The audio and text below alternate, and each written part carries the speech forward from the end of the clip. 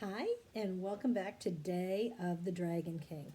We are on Chapter 5, which is called The Scholar. It's a book from our country, said Jack. Your books are made of bamboo, but ours are made of paper. Actually, your country invented paper, but later, in the future. The man looked confused. Never mind, said Annie. It's for reading. It's for learning about faraway places. The man stared at them. Tears filled his eyes. What's wrong? Annie asked softly. I love reading and learning, he said. So do I, said Jack. The man smiled. You don't understand. I am dressed as a farmer, he said, but in truth, I am a scholar. What's a scholar? Said Annie. We are great readers, learners, and writers, he said. We have long been the most honored citizens in China. The scholar's smile faded. But now scholars are in danger, he said, and many of us have gone into hiding. Why? Said Jack. The Dragon King is afraid of the power of our books and learning, said the scholar. He wants people to think only what he wants them to think. Any day he may order the burning of the books.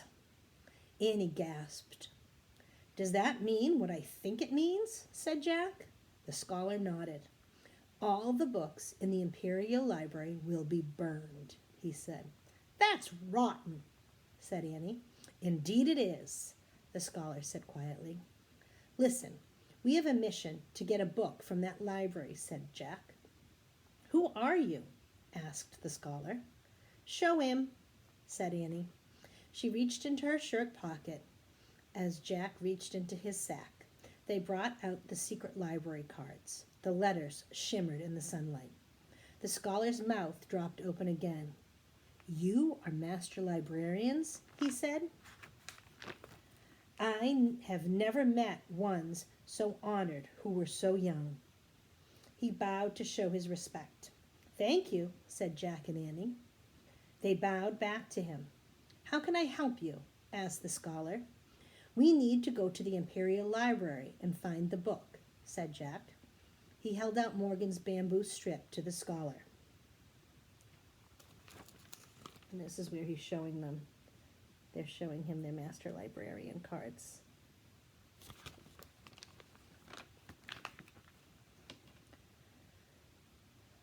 We will go to the Imperial Library, said the scholar. As for the story, I know it well. It is a true one, written not long ago. But I warn you, we will be in great danger. We know, said Annie. The scholar smiled. I am happy to be doing something I believe in again, said the scholar. Let us go. They all climbed into the front of the cart. The long line of wall builders was marching in the distance. As the oxen started forward, the scholar turned to Jack and Annie. Where are you from? He asked. Frog Creek, Pennsylvania, said Annie. I've never heard of it, said the scholar. Do they have a library there? Oh, sure. There's a library in every town, said Jack. In fact, there are probably thousands of libraries in our country.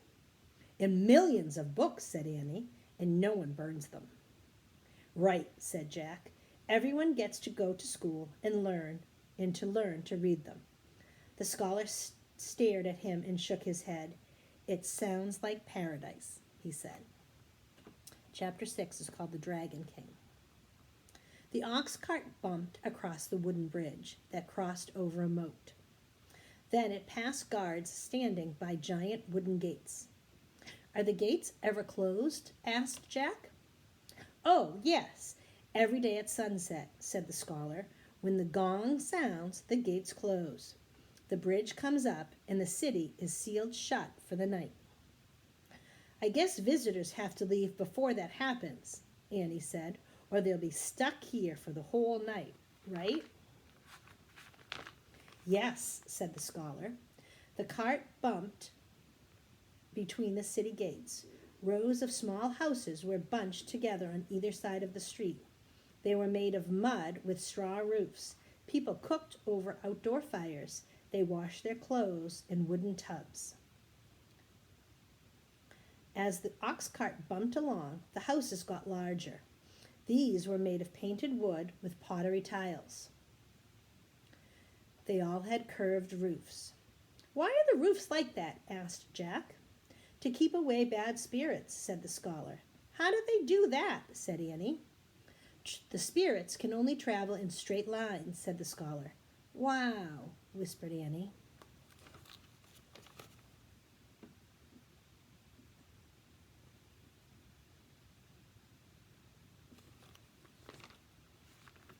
The cart went by some open tea shops. Then it passed a large market square filled with stalls and shoppers. People were buying and selling fish, chickens, firewood, wagon wheels, silk cloth, furs, and jade jewelry. Some people were lined up at a stall filled with tiny cages. "What's for sale there?" said Annie. "Crickets," said the scholar. "They make good pets. You can feed them tea leaves and enjoy their delicate song." The cart moved on toward the Dragon King's walled palace. They stopped in front of the palace gates. "Grain delivery," the scholar shouted up to the guard at the tower. The guard waved them through. Inside were beautiful gardens and huge mounds of earth surrounded by a low brick wall. "That is the imperial burial grounds," said the scholar, pointing at the mounds. "Who's buried there?" said Jack. "The ancestors of the Dragon King," said the scholar. "What are ancestors?" said Annie.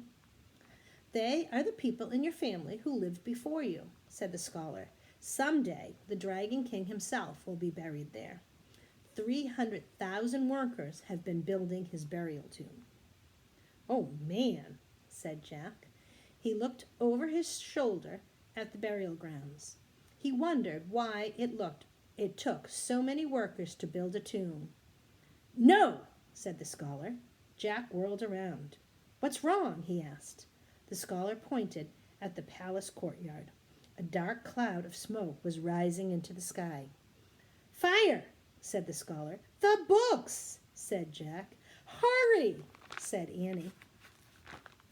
The scholar snapped the reins. The oxen trotted up the stone path.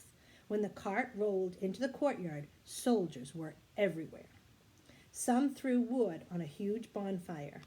Others were carrying bamboo strips down the steep stairs that led from the palace. "Are those books?" asked Jack. "Yes, the strips are tied together into different bundles," moaned the scholar. "Each bundle is a book." "Look," said Annie, pointing to the palace entrance. Stepping outside was a man in a rich, flowing robe and a tall hat.